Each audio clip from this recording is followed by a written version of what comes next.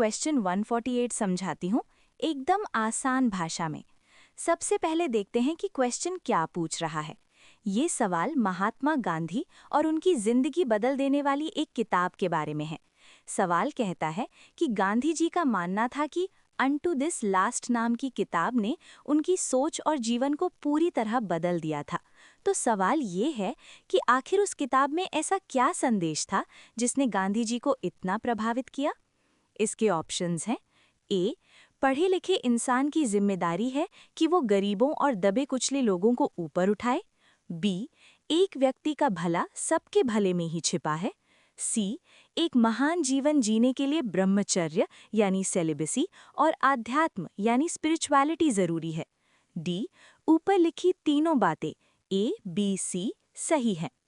अब मैं तुम्हें इसकी पूरी कहानी बताती हूँ, जैसे कोई कहानी सुनाता है। ये बात तब की है जब गांधी जी साउथ अफ्रीका में थे। एक बार वो ट्रेन से डर्बन जा रहे थे। सफ़र लंबा था तो उनके एक दोस्त, जिसका नाम पोलक था, ने उन्हें टाइम पास करने के लिए किताब दी। उस किताब का नाम था अनटू दिस लास्ट और इसके लेखक थे जॉन रस्किन। गांधी जी ने ट्रेन में ये किताब पढ़ना शुरू किया और उन्हें ये इतनी पसंद आई कि वो पूरी रात सो नहीं पाए। उन्होंने अपनी ऑटोबायोग्राफी में लिखा है कि इस किताब ने रातों रात उनकी जिंदगी बदल दी। इस किताब का सबसे मुख्य और गहरा संदेश ये था कि सबका भला ही मेरा भला है। अंग्रेजी में इसे कहते हैं the good of the individual is contained in the good of all. इसका मतलब ये है कि हम ये नहीं सोच सकते कि सिर्फ मैं तरक्की कर लूं और बाकी समाज पीछे रह जाए।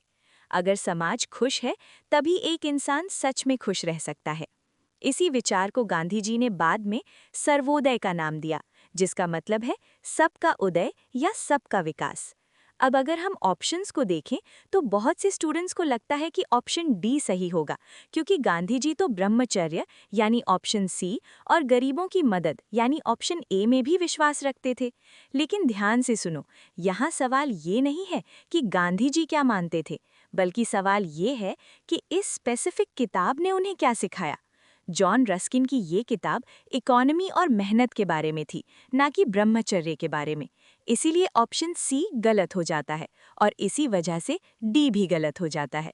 गांधी जी ने खुद लिखा है कि इस किताब से उन्होंने जो सबसे पहली और बड़ी बात सीखी वो यही थी कि एक इंसान की भलाई पूरे समाज की भलाई में ही निहित है। इसीलिए इसका सही जवाब ऑप्शन बी है।